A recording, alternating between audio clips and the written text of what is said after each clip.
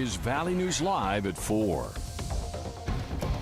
Good afternoon, everyone. We start with information new for you at 4. The search is on right now for a person seen swimming in the Red River this morning in Grand Forks by the Sorley Bridge. The person who called it in said they lost sight of the swimmer while they were on the phone with 911.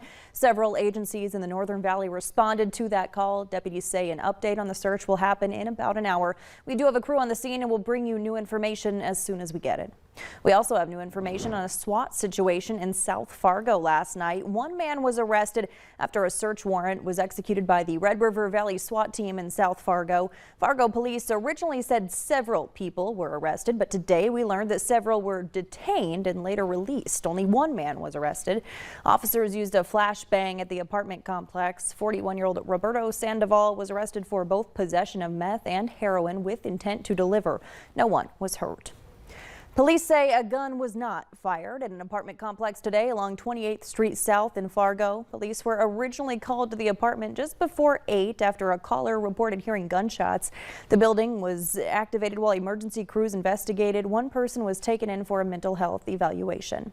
Hutch joins us now with a first look at your weekend forecast. Hutch. Stacy, thank you so much. And that Skycam there in the FM area showing quieter conditions. We still have breezy ones, though, to contend with. The highlight, though, first alert weather days. 2 rounds of wintry weather could be on its way to the valley. One Sunday into Monday and another one midweek to late week. Let's go over the details on this. I'll full screen this for you so you can see in detail that Sunday, after a pretty quiet start to the weekend on Saturday, we'll begin with some rain showers. Now, temperatures are going to be critical. This model here is showing that we could even be seeing in the morning hours some snow mixing in down in southeast North Dakota and northeast South Dakota. Now, this is mainly a Southern Valley event that will spread into parts of central and northern Minnesota as we go through the day. By the evening, notice we'll have a few more areas of snow mixing in. So really, it looks like wet day, but a couple of degrees change in temperature means we could have some more prolonged snow in some of these areas. We'll keep you posted as it's still a couple of days out. This system will work its way into Minnesota through the overnight hours, and there could be some accumulation in central Minnesota that has seen a couple of rounds of snow so far. We're talking a couple of inches of possible snow or slushy snow for some. We'll keep you posted. Then it's round 2. We'll have details on this one here in just a second, but it does look like this starts on Tuesday night, and this could have significant impacts. Stacy, tonight looks very quiet by these standards. I'll have all the details here in a minute. All right, thanks so much, Hutch. An update now on the man found dead in Traverse County earlier this week. Officials say 29-year-old Benjamin Eagle died after punching out windows of 2 different homes. The sheriff's office responded to a call about a family disturbance Tuesday night.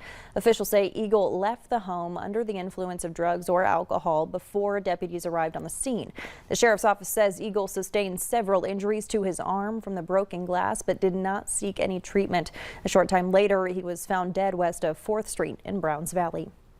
Deadly car accidents have been on the rise, and a new report shows more pedestrians are being killed. Danya Backus explains how some states are making changes to make communities safer.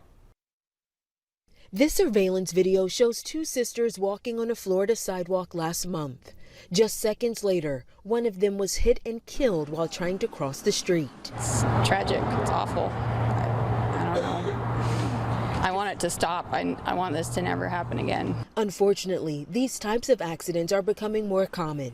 Pedestrian deaths have been on the rise for a decade, and a new report shows more than 3,400 people were killed in the first 6 months of 2021, a 17% jump from the previous year. The report confirms what we've been saying for many, many years, and that is we have a pedestrian safety crisis in this country. Pam Shadell Fisher is with the Governor's Highway Safety Association that published the report. She says the rise in pedestrian deaths coincides with a surge in dangerous driving, including speeding. You have that mix of speeding vehicles with people on foot. The higher the speeds, the more likely they are to be killed and injured. Another factor, Americans are driving larger vehicles like SUVs and trucks that are more likely than cars to kill a pedestrian.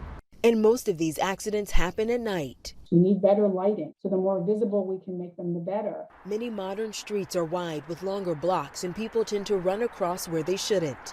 The Department of Transportation is now dedicating billions of dollars to making changes for safer road designs, including more crosswalks, bike lanes, and better lighting. Changes that could make the roads safer for everyone. Danya Backus, CBS News, Los Angeles. Researchers also say vehicle type may play a role in pedestrian crashes, specifically due to visibility. A new report found that when a pedestrian was killed at an intersection, an SUV was twice as likely to be turning left, a van 3 times as likely, and pickups were nearly 4 times as likely to be turning left. Newly confirmed Supreme Court pick Ketanji Brown Jackson is being celebrated at the White House today. The federal judge will be the first black woman to ever serve on the nation's highest court. During the White House ceremony, the president called the confirmation an historic event and moment of real change in American history. Jackson called it an extraordinary honor. She won't take her seat on the Supreme Court until after retiring Justice Stephen Breyer steps down. That'll happen sometime after the end of the court's current term this summer. Millions of people may no longer be able to get a controversial and costly Alzheimer's drug. Medicare is restricting the number of people who receive Aduhelm through qualifying clinical trials. The FDA approved the drug last June only for people in early stages of the disease. Many experts have since questioned the drug's efficacy and its cost, which is about $28,000 a year. Biogen is the maker of the drug. It's urging Medicare to rethink the decision when additional data becomes available. The White House is joining the chorus of condemnation following a deadly attack on a rail station in eastern Ukraine that killed at least 50 people and wounded more than 100 others. As Deborah Alfarone reports, the development comes as the Russian invasion of Ukraine enters a new phase with casualties mounting on both sides. The ground outside the train station in Kramatorsk remains covered in bloodstains and personal items following what Ukrainian officials say was a Russian missile strike. A senior defense official tells CBS News initial analysis shows the station was hit by a Russian short-range ballistic missile fired from within Ukraine.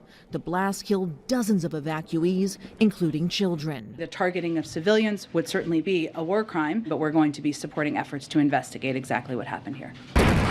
6 weeks into the war, Russian forces have shifted their focus to eastern Ukraine after reported atrocities in towns surrounding the capital, Kyiv.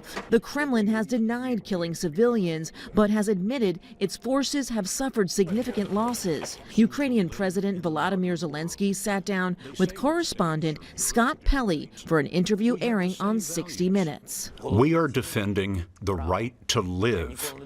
I never thought this right was so costly. These are human values. In response to Russian aggression, Congress voted to suspend normal trade relations with Russia and ban its oil imports. The European Union also approved a plan to phase out Russian coal, wood, and other products. And at the United Nations Thursday, the General Assembly suspended Russia from its Human Rights Council. It is shaking the underpinnings of international peace and security. President Biden says the U.S. is working closely with its allies to further isolate Russia. Deborah Alfarone, CBS News, Washington. Today, Britain also added Russian President Vladimir Putin's daughters to its sanctions list, and Slovakia donated its S-300 air defense system to Ukraine. Well, the Able Games are getting underway today. The event runs through this weekend, and it's the Midwest's first all-inclusive fitness test.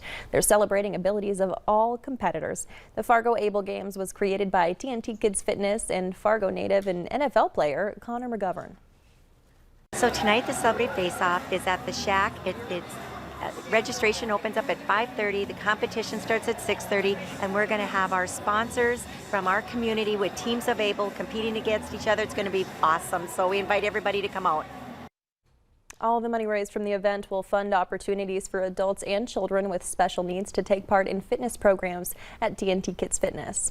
If you're looking for another way to get moving this weekend, the West Fargo Park District is holding the Bunny Dash. That's tomorrow from 12:30 to 3.